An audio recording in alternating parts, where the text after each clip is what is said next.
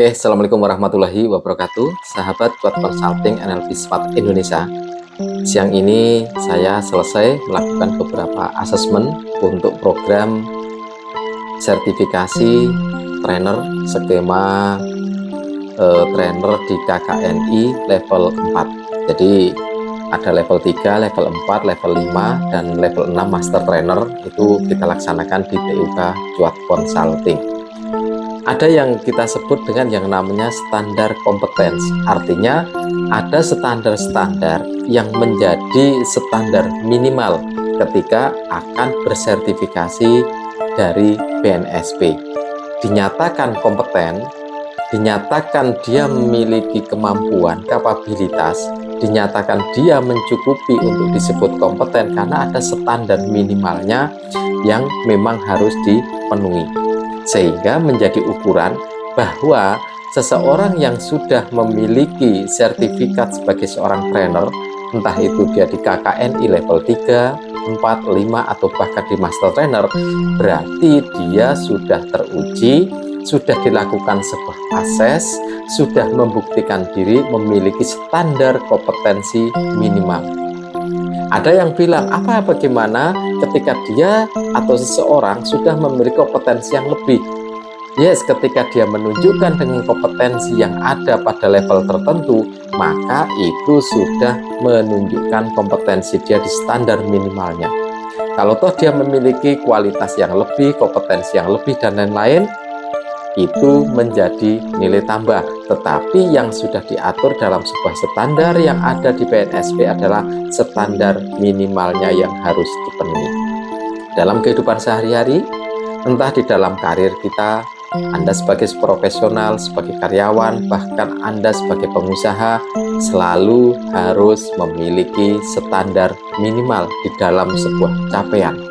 Standar minimal dalam suatu hal.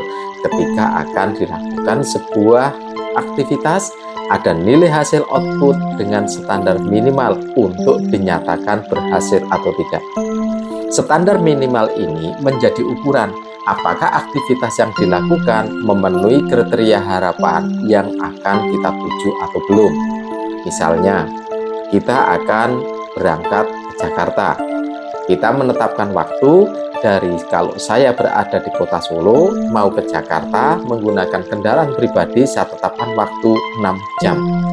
Sehingga waktu tenggat yang perlu dicapai adalah 6 jam termasuk jam istirahatnya. Apabila tercapai 5,5 jam, saya jelas dalam ukuran itu mencapai nilai standar minimal.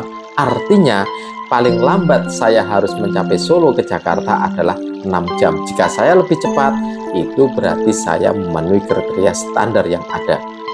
Dalam banyak hal, entah di porsi dalam membuat sebuah rencana, membuat sebuah target output, membuat goal, tujuan, bahkan ada orang sering bilang apa yang disebut dengan yang namanya resolusi hidup. Akhir tahun menjelang awal tahun 2025 banyak sekali postingan tentang resolusi hidup. Yang paling penting dalam sebuah resolusi hidup adalah Anda atau saya, kita semua menentukan ukuran standar minimal bagaimana resolusi itu nanti dianggap telah tercapai. Misalnya, punya resolusi tahun 2025 harus memiliki 2 kendaraan roda 4. Ketika 2 kendaraan roda 4 ini kita bahas kalau cara NLP dengan namanya powerful goal setting, saya sering menyampaikan di dalam proses bagaimana well-formed outcome yang harus dicapai itu harus memenuhi konsep SMART. Yang pertama harus memenuhi konsep yang namanya spesifik. Spesifik inilah yang menjadi ukuran bagaimana ketika itu tercapai. Apa bentuknya, bagaimana ukurannya, kalau mobil bagaimana secara model, masuk kelasnya apa, cc-nya berapa, harga yang kisaran berapa, apakah dia hybrid, apakah dia elektrik, atau dia masih menggunakan BBM misalnya. Ini menjadi ukuran yang harus spesifik disampaikan. Lalu ada kaidah, Apakah itu bisa terukur dengan mudah? Lalu ada bagaimana orang lain pernah mencapai atau tidak, attainable atau tidak, achievable atau tidak. Lalu bagaimana ketika itu dikaitkan dengan diri personal, kaitannya dengan sumber daya, resolusi itu apakah memenuhi sebuah yang hal-hal terkait dengan rasional, logis. Kalau sudah itu baru ada tenggat waktu kapan akan dicapai. Sehingga ada yang namanya pengukuran standar untuk memenuhi dari sebuah resolusi itu tercapai atau tidak. Dalam proses berbagai macam, ada yang disebut dengan standar minimal. Inilah sebagai titik acuan nanti akan dinilai apakah yang dilakukan oleh kita ini tercapai atau belum. Di dalam NLP sudah banyak belajar bagaimana kaitannya dengan membuat powerful goal setting yang mantap sehingga terjadi well-formed outcome yang luar biasa. Ini sebuah teknik membuat resolusi. Mungkin di video berikutnya atau di video-video nanti bisa jadi kita akan ketemu dengan membahas tentang bagaimana membuat sebuah resolusi berbasis dengan well-formed outcome. Sahabat sekalian, apapun yang kita lakukan, apapun yang kita rencanakan, pada bahasa kerennya ada istilah dengan key performance indikatornya, ada indikator-indikator bagaimana performance itu tercapai, itulah yang disebut sebagai standar minimal yang sudah harus terukur.